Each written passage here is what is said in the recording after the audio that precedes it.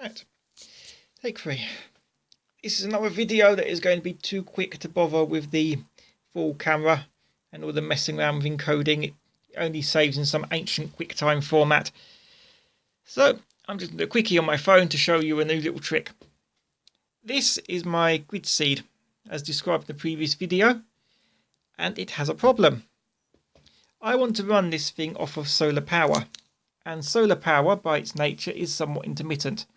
The power is going to go when the sun's out and the battery is flat and come back later on.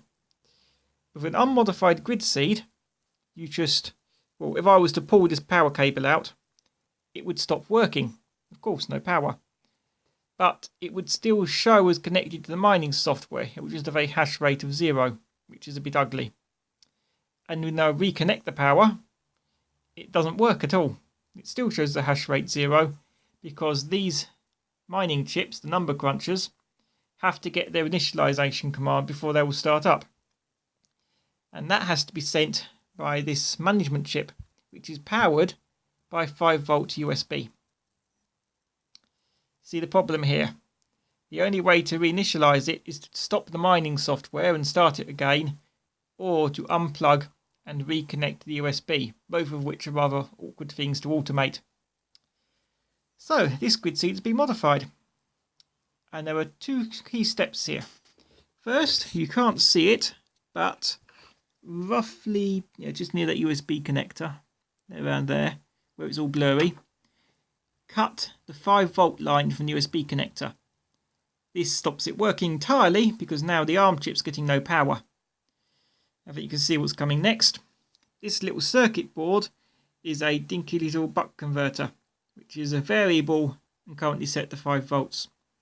One wire goes to the 12-volt line, 12-volt rail.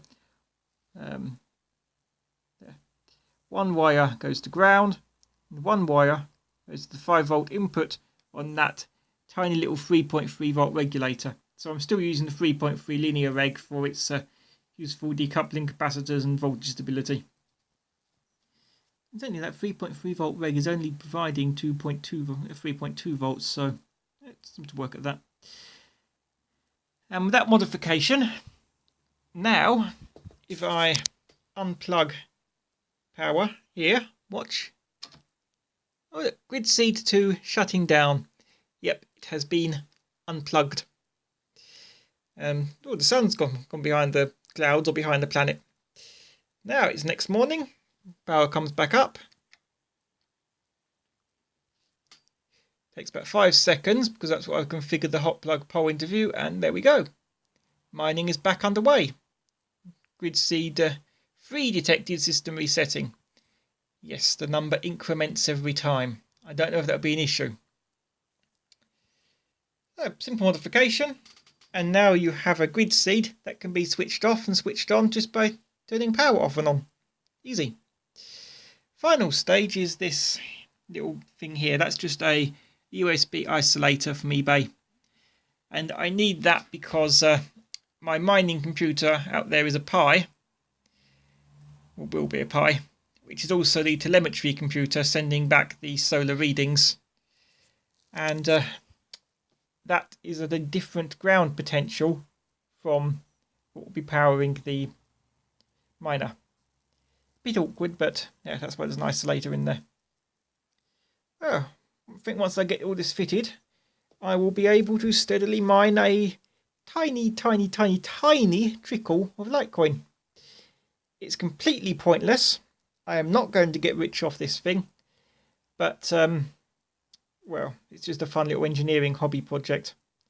I suppose if anyone does own an off-grid home, then maybe you might want to do a deal with a Bitcoin mining operator if they can use your excess power in the summer.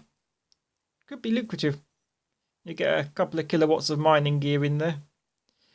But this is just a little hobby thing. Yep. I'm quite pleased with that.